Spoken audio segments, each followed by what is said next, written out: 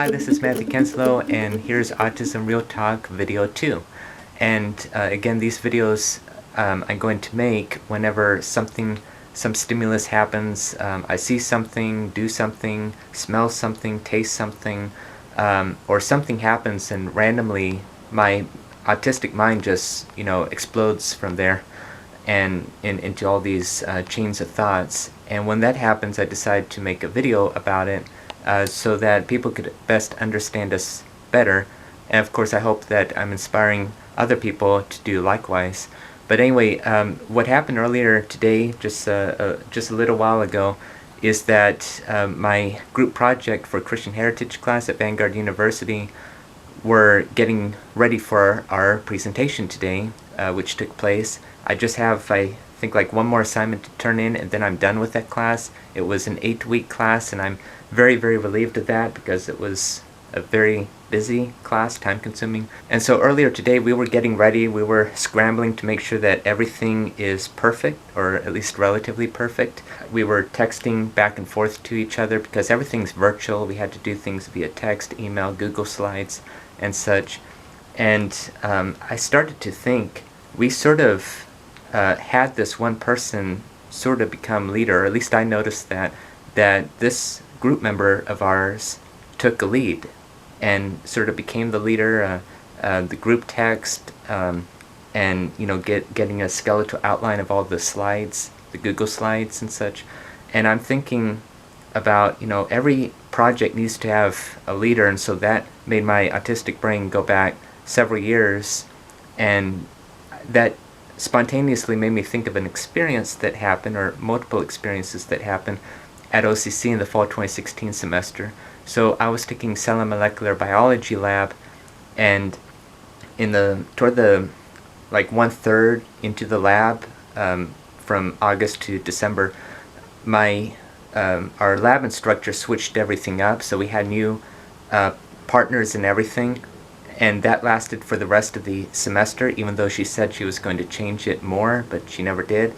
And so I liked my first group partners. We were like friends, we got to know each other, but I kind of had some experiences with my different two partners. It wasn't like the same, but I remember the very first week it was like, okay, it's at the beginning of class, we're in new desk, new partners, new everything, and we were getting to know each other. And sometime in the lab, this one was just telling us, listen, if it's alright with you, and if there's no objections, I want to place myself as leader here. And of course the other partner and I were like, oh, okay, and such, and she seemed to be the one stepping up to take the leadership role, and I could say that she really did. For the next several weeks, I've noticed that when we're doing the group projects like gel electrophoresis and all the other ones, it was pretty quickly that she discriminated against my autism. Like I can't understand everything, my hands coordination and such, learning new concepts in the lab and such. It was kind of a bit difficult to an extent, and then I had added pressure with them both watching me and such, and it really made clear with me that they did not want me in the group or do anything because they assumed that I was just going to mess it up. I was going to inject something in the wrong gel or whatever. I don't know. It was like 4.5 years ago, but I just remember that she, the leader, kind of usurped the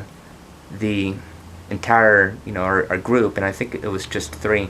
The other person in the group was actually much nicer, nicer to me, like all smiles and such, and I think she was in my chem lab, or maybe the next door chem lab, but still the same chem class or course. So like I say hi and hope that everything's well and doing well in class and such, just bringing some cheer like I always do. Just to interject something right here, the point I was trying to make is that this other group partner was very nice. Whenever I said hi, I mean, it sounded like I was the first person to say hi to her, or like hope everything goes well or do well on your test or something in a long time. And she really appreciated that, and you could tell. It was the other one who somewhat usurped the group. But there were times when it was finally my role or my turn to do something to make my contribution for the lab, and then something happens, or because I was like a bit pressured, or there were a couple of times when I just made the average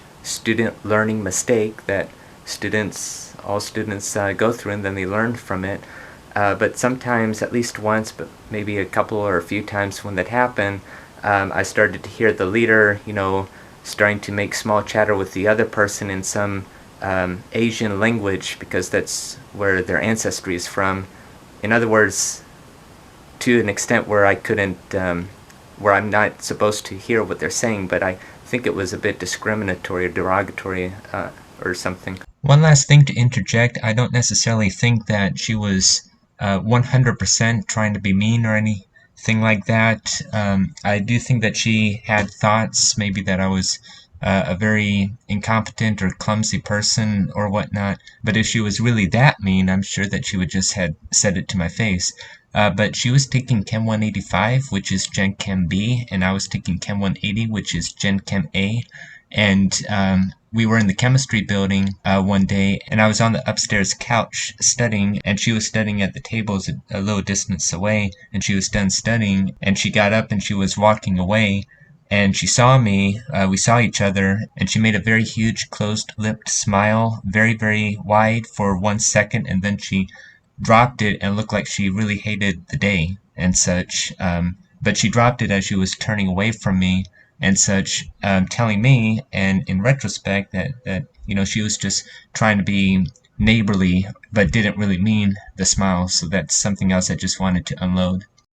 But that just brought back some, feelings. I mean, I'm just trying to do my best, and that's kind of been my life story, is doing my best, but there's a lot of people that just did not want to accept that or want to hear me out. In fact, right now, I'll do this right now. Right now, I'm going back to 9th grade in drama class, and I remember I was talking to, we're supposed to get ideas. As a group project, we're supposed to do an idea, something about acting or an improv game or something. And, I'm nervous, usually, as typical. I'm nervous to, share ideas, especially back in the day when I was 14 and such, just to, I'm a bit nervous to, get my ideas out, because what if they think I'll say it's stupid. What if they think it's dumb? What if they think it's weird or something? And a lot of these ideas I have came from my past experiences, like in drama and such. I was in a couple of plays in 2006. So that's how I got some experience in drama prior to this. So that's probably what I was thinking of, this game.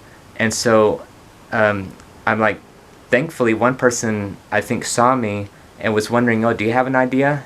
And I'm like, yeah, or I don't know, but somebody discerned that I had an idea and brought the group together and said, oh, you have an idea, he has an idea, Matthew has an idea. And so this group member came up to me and said, oh yeah, what's your idea? And such. She was looking at me. I get about like a sentence in, and she completely turns around and starts talking, hey, you know what, let's do this, and went on with her idea. I'm like, you didn't even hear me out. I didn't get more than a sentence or two. So that's pretty interesting. In this real talk about something, it evokes another type of, another thing that happened. So I talked about that.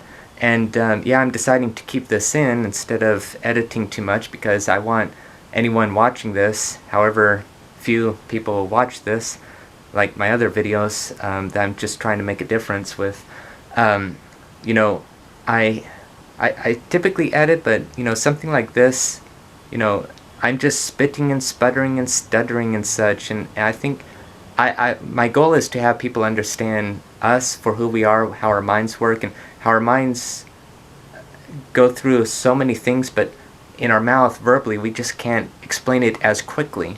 And that's what causes the stuttering, because my mind is ahead of the game, but I still have to backtrack a little bit, I have to finish what I'm saying, and then I have to enunciate so that it's understandable. But while I'm doing that, my mind continues on with the story. So it's like the speed of light and the speed of sound. My mind is the speed of light and my voice is the speed of sound. So I just came up with that just now. But I just wanted to share this. I hope it was a help. But more importantly, I hope that it was understandable. And I hope that was inspiring. Hopefully, if you're like me, you could get things out and explain how you feel and what you think to other people, either in person or on social media, however you feel comfortable with. And I think that would help us to, branch out and build confidence. And, tell the world we're not different than anybody else. It's just how our minds work. So, I'm 𝐬𝐿𝐫𝐿. Thank you for watching. Have an excellent day.